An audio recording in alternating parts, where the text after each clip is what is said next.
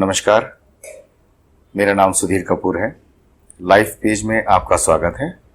आज मैं real estate से जुड़ी हुई कुछ जानकारियां और कैसे आप इसमें अपना फ्यूचर डेवलप कर सकते हैं उसके बारे में आपको जानकारी दूंगा।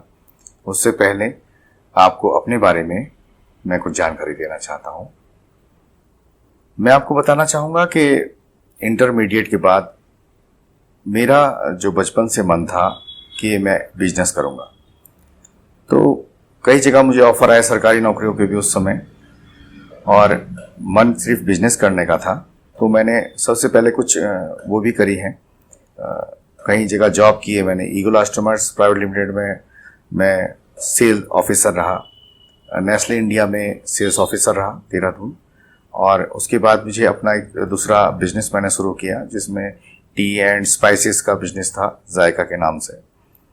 और उसके बाद फिर मैं रियल एस्टेट ब्रोकर का काम मैंने शुरू किया। रियल एस्टेट ब्रोकर के बाद आज मैं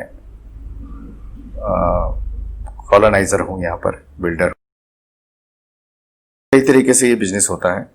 अगर आप इसमें बिना कुछ लगाए जुड़ना चाहते हैं तो उसके लिए आपको एज ए ब्रोकर काम करना पड़ेगा। इसमें आपको पता करना पड़ेगा कि कौन कौन अपनी प्रॉपर्टीज को सेल करना चाह रहा है, और ऐसे लोगों का पता करना पड़ेगा कि कौन कौन उस प्रॉपर्टीज को खरीदना चाह रहा है।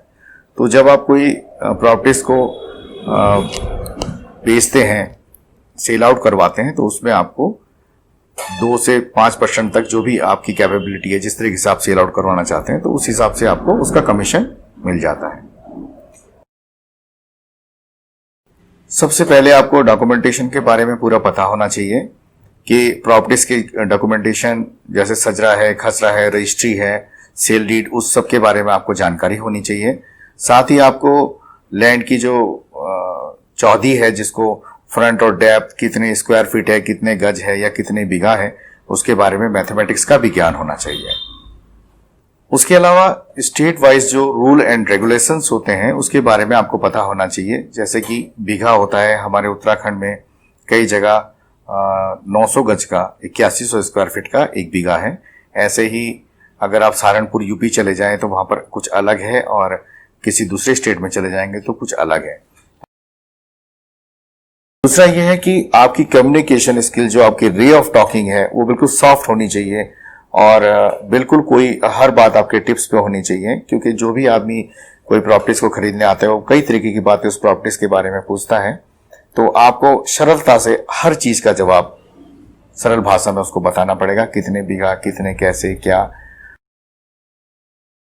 सबसे पहले तो कई लोगों से आपका मिलना जुलना हो जाता है, आपका जो दायरा है वो काफी बढ़ जाएगा कि लोगों से मिलजुल के, और फिर वही एक दूसरे को बताते चले जाएंगे, जिससे कि आपके काम करने की क्षमता, अगर आप अच्छे से काम कर रहे हैं तो बहुत सारे लोग आपको जुड़ेंगे जो आपको आपके काम करने में मदद भी करेंगे, और एक बार आप ऐसे हो जाएंगे कि बहुत बिजी हो जाएंगे, और बहुत सारा लॉट ऑफ मनी आप उसमें कमा सकते हैं।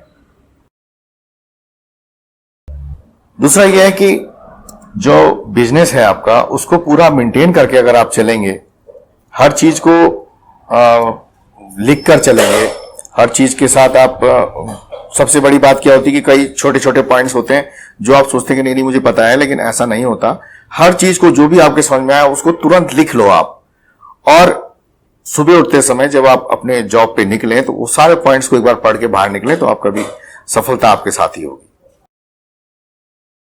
कई बार तो क्या होता है कि जब हम लोग सुबह नाश्ता वगैरह करके घर से निकलते हैं, अपने जॉब पे जाते हैं, तो इतने बिजी हो जाते हैं कि कई बार हमें दिन के खाने की भी फुर्सत नहीं मिलती, और हम लोग बहुत बिजी होते हैं, रात को भी लेट हो जाते हैं, और कई बार तो हम सारे दिन फ्री भी रहते हैं, कोई काम हमारे पास होता नहीं, कोई क्लाइंट नहीं होता।